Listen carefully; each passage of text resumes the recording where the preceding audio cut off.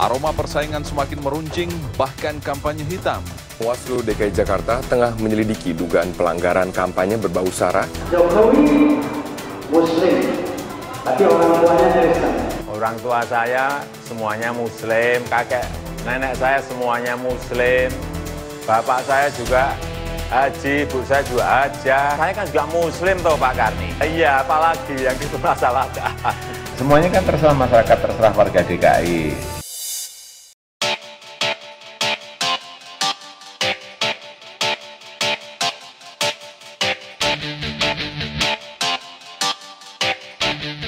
Kenapa harus pilih Jokowi?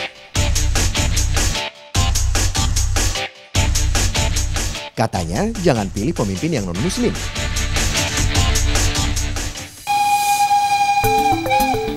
Ada yang bilang Solo semakin miskin pada masa Jokowi.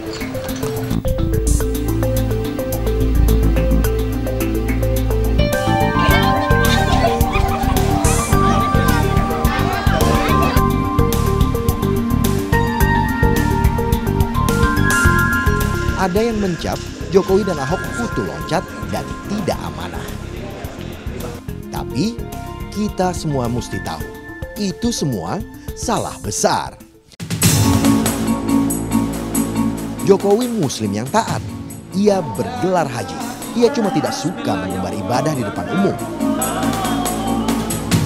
Ia juga lapang hati memaafkan orang yang menuduhnya, sebagaimana ajaran Islam untuk tidak memusuhi orang lain.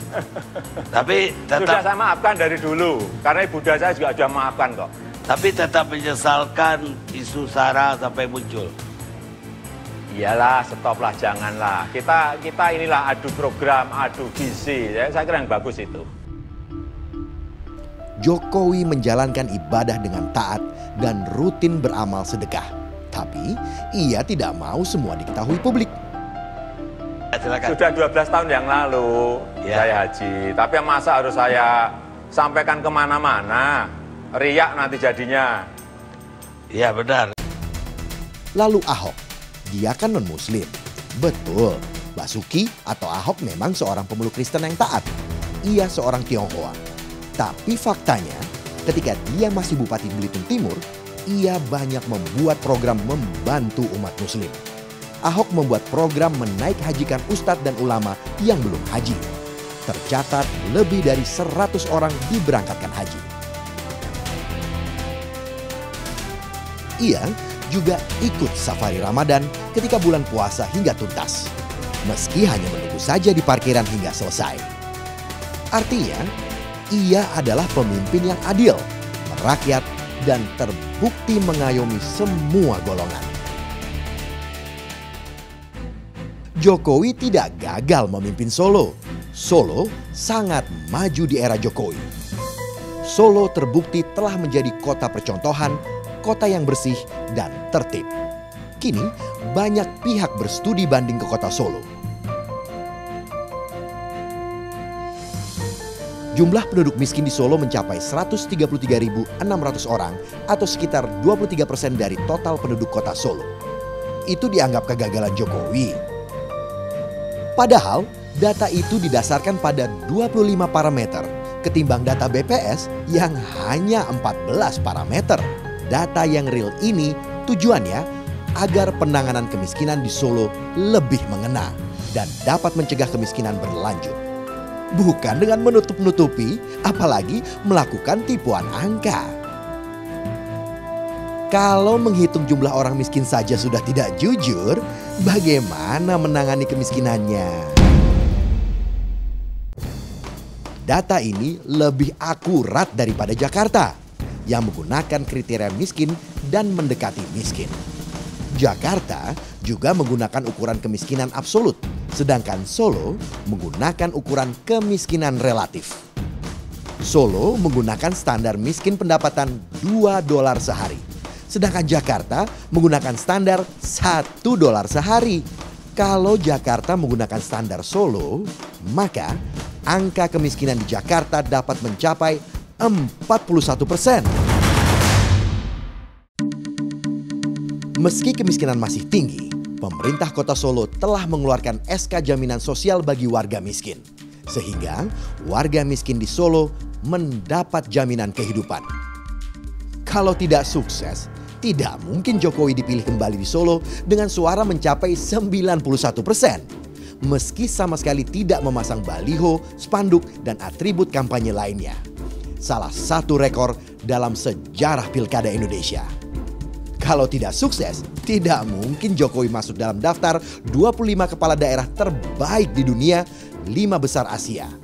Ini bukan rekaan. Ini berdasarkan The City Mayors Foundation, sebuah organisasi nirlaba yang bermarkas di Inggris. Ahok juga bukan pemimpin yang tidak amanah. Ia tidak meninggalkan Belitung Timur. Ahok maju sebagai gubernur Bangka Belitung karena dukungan Partai Islam PKB dan diminta Gus Dur untuk maju. Ia tidak harus mundur sebagai bupati, tapi dia memang dipaksa mundur karena izinnya tidak ditandatangani Menteri Dalam Negeri.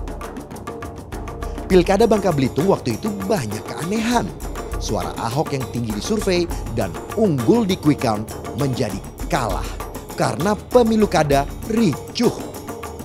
Pengadilan kasus ini kemudian mengambang. Jokowi dan Ahok pun tidak pernah mendaftar ke partai manapun. Iya, tidak pernah mendaftar ke partai apapun sebagai calon gubernur dan calon wakil gubernur. Mereka berdua diminta partai untuk maju sebagai perwujudan keinginan masyarakat.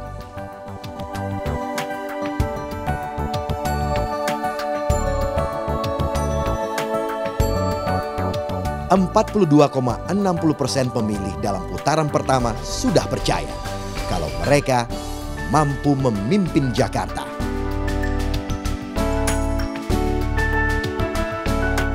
Sekarang kita butuh lebih banyak suara lagi. Tepis segala keraguan. Karena semua tudingan jelas salah. Cuma Jokowi Basuki yang layak untuk Jakarta Baru. Jakarta Baru yang kita impikan tinggal selangkah lagi.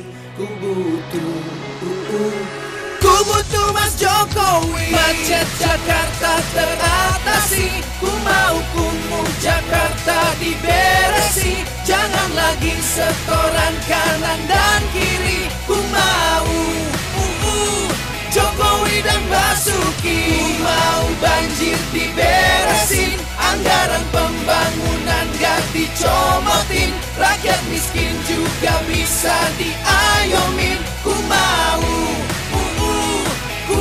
Mas Jokowi, juga Mas Basuki, Jokowi dan Basuki.